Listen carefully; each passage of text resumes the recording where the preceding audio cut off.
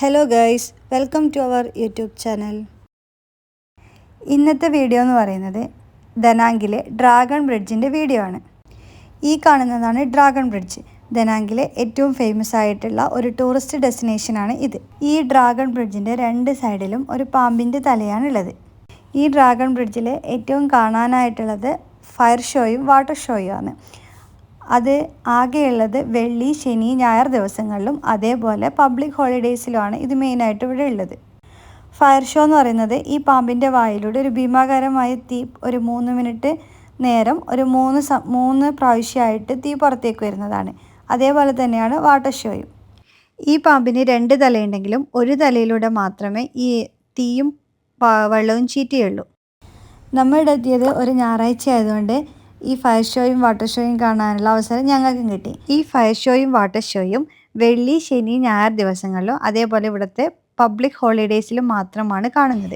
ഈ ഡ്രാഗൺ ബ്രിഡ്ജിനടുത്തായിട്ട് തന്നെ ഒരു ദനാങ്കിലെ ഏറ്റവും പ്രധാനപ്പെട്ട ഒരു നൈറ്റ് മാർക്കറ്റ് കൂടിയുണ്ട്. ഈ നൈറ്റ് മാർക്കറ്റ് ഇവിടെ തുടങ്ങിയ തന്നെ ഈ ഫയർ ഷോ കാണാൻ വരുന്ന ആളുകളെ ആകർഷിക്കാൻ വേണ്ടിയിട്ടാണ്. ആയിരക്കണക്കിന് ടൂറിസ്റ്റുകളാണ് വെള്ളി, ശനി, ഞായർ ദിവസങ്ങളിൽ ഈ ഫയർ ഷോ കാണാനായിട്ട് വരുന്നത്. ഫയർ ഷോ കഴിഞ്ഞ ശേഷം ഈ മാർക്കറ്റിൽ പലതരം ഫുഡുകളും കാര്യങ്ങളൊക്കെ എക്സ്പ്ലോർ ചെയ്ത ശേഷം മാത്രമാണ് ഈ ടൂറിസ്റ്റുകൾ ഇവിടെ നിന്ന് മടങ്ങിപ്പോകാറുള്ളത്. ഈ ഫയർ ഷോ തുടങ്ങുന്നത് കൃത്യം 9 മണിക്കാണ്. അപ്പോൾ ഒരു 8:30 ആകുമ്പോഴത്തേക്ക് എത്തിയാൽ കറക്റ്റ് സ്ഥലമൊക്കെ കണ്ടുപിടിച്ച് നമുക്കത് നിന്ന് ശരിക്കും കാണാൻ പറ്റും. ലേറ്റ് ആയാൽ ആളുകളുടെ തിരക്ക് കാരണം നമുക്കത് കാണാൻ പറ്റില്ല. പിന്നെ ഈ ഒരു 8:45 ഒക്കെ ആകുമ്പോഴത്തേക്കും ഈ റോഡ് മുഴുവനായിട്ടും ക്ലോസ് ചെയ്യും. കൃത്യം 9 മണിക്ക് ഈ ഷോ തുടങ്ങുന്നുണ്ടെങ്കിലും ഒരു 8:45 ആകുമ്പോഴത്തേക്കും ഇവിടെ മൊത്തം റോഡ് ബ്ലോക്ക് ചെയ്തിട്ട് വെക്കും. വാഹനങ്ങളൊന്നും കടത്തിവിടാതിരിക്കും. എന്തിനു വേണ്ടിയെന്ന് വെച്ചാൽ വാഹനങ്ങൾക്ക് സേഫ്റ്റി പ്രൊവൈഡ് ചെയ്യാൻ വേണ്ടിയിട്ട്. ഈ പാമ്പിൻ്റെ വായിലൂടെ വരുന്ന തീ കാരണം എന്തെങ്കിലും അപകടങ്ങളോ കാര്യങ്ങളോ ഒന്നും സംഭവിക്കണ്ട എന്നുള്ള രീതിയിൽ. ഈ കാണുന്നതാണ് ഡ്രാഗൺ ബ്രിഡ്ജിലെ പാമ്പിൻ്റെ വായിലൂടെ വരുന്ന ഭീമാകാരമായ ആ ഫയർ. ആദ്യത്തെ 5 മിനിറ്റിൽ 3-4 പ്രാവശ്യം നമുക്ക് ഈ ഭീമാകാരമായ ഫയർ പാമ്പിൻ്റെ വായിലൂടെ പുറത്തു വരുന്നത് കാണാൻ സാധിക്കും. അത് കഴിഞ്ഞാൽ പിന്നെ നമുക്ക് കാണാൻ സാധിക്കുന്നത് വാട്ടർ ഷോയാണ്. ഈ വാട്ടർ ഷോയും 3 തവണ ഇതുപോലെ റിപ്പീറ്റ് ചെയ്ത് നമുക്ക് കാണാൻ പറ്റും. പാമ്പിൻ്റെ വായിലൂടെ വാട്ടർ വരുമ്പോൾ ഒരു സ്പ്രേ രീതിയിലാണ് നമുക്ക് അനുഭവപ്പെടുന്നതെങ്കിലും ആ വെള്ളം താഴത്തൂടെ ഒലിച്ചു വരുമ്പോഴാണ് നമുക്ക് എത്രമാത്രം വെള്ളമാണ് അത് ചീറ്റുന്നത് അല്ലെങ്കിൽ അതിൽ നിന്നും പുറത്തേക്ക് വരുന്നത് എന്നുള്ളത് നമുക്ക് മനസ്സിലാവുന്നത്. 666 മീറ്റർ ലെങ്ത്തിൽ 2009 ജൂലൈയിൽ ഉണ്ടാക്കിയ ഒരു പാലമാണ് ഈ ഡ്രാഗൺ പാലം എന്ന് പറയുന്നത്.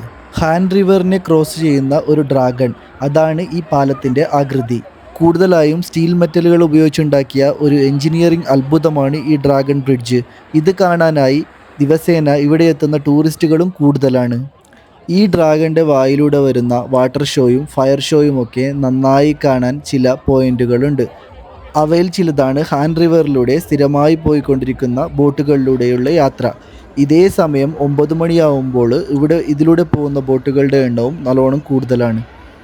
ഈ വാട്ടർ ഷോയും ഫയർ ഷോയും ഒക്കെ എല്ലാവരും ആസ്വദിച്ചുകൊണ്ടിരിക്കുകയാണ്. എല്ലാവരുടെയും കൈകളിലെ ഫോണുകൾ ഉയർന്നിട്ട് വീഡിയോകളാണ് അധികം കാണുന്നത്. ഈ റോട്ടിൽ നിന്നിട്ട് ഈ വ്യൂ കാണുമ്പം ആൾക്കാരുടെ മേത്തേക്ക് ഈ വെള്ളം നന്നായിട്ട് ചീറ്റുന്നുണ്ട്. ഈ പാമ്പിൻ്റെ വായിലൂടെ വരുന്ന വെള്ളം എത്രത്തോളം ഉണ്ടെന്ന് മനസ്സിലാവുന്നത് ഈ റോട്ടിലൂടെ ഒഴുകി വരുന്ന വെള്ളം കാണുമ്പോഴാണ്. ഇത്രയും വെള്ളമൊക്കെ അതിൽ നിന്ന് വന്നു എന്ന് നമുക്ക് തോന്നിപ്പോവും. അതെ, ഇത് ശരിക്കും ഒരു എഞ്ചിനീയറിംഗ് അത്ഭുതം തന്നെയാണ്. ഇത് എല്ലാ രാജ്യങ്ങളിലും വേണമെങ്കിൽ ഇങ്ങനെ ചെയ്യാം. കാരണം ടൂറിസ്റ്റുകളെ അട്രാക്റ്റ് ചെയ്യാൻ വേണ്ടിയിട്ടായിരിക്കാം ഇത് ചെയ്യുന്നത്.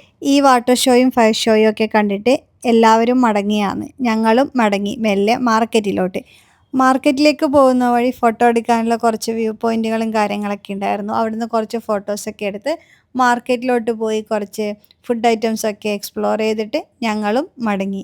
അതിനിടയിൽ ഒരു ഇന്ത്യൻ ഫാമിലിയെ കണ്ടു. അവർ ഞങ്ങളോട് ഫോട്ടോസൊക്കെ എടുത്തു തരുമെന്ന് ചോദിച്ചു. ജസ്റ്റ് ഫോട്ടോസൊക്കെ എടുത്തു കൊടുത്തു. അവരിവിടെ വന്നിട്ട് ബൈക്ക് റെൻറ്റിനെടുത്തിട്ടാണ് കറങ്ങാനൊക്കെ പോകുന്നത്. ഇവിടെ എത്തുന്ന കൂടുതൽ ടൂറിസ്റ്റുകളും ബൈക്ക് റെൻറ്റിനെടുത്തിട്ടാണ് കറങ്ങാൻ പോകുന്നത്, ചിലവ് ചുരുക്കാൻ വേണ്ടിയിട്ട്. അപ്പോൾ thank you for watching our YouTube channel.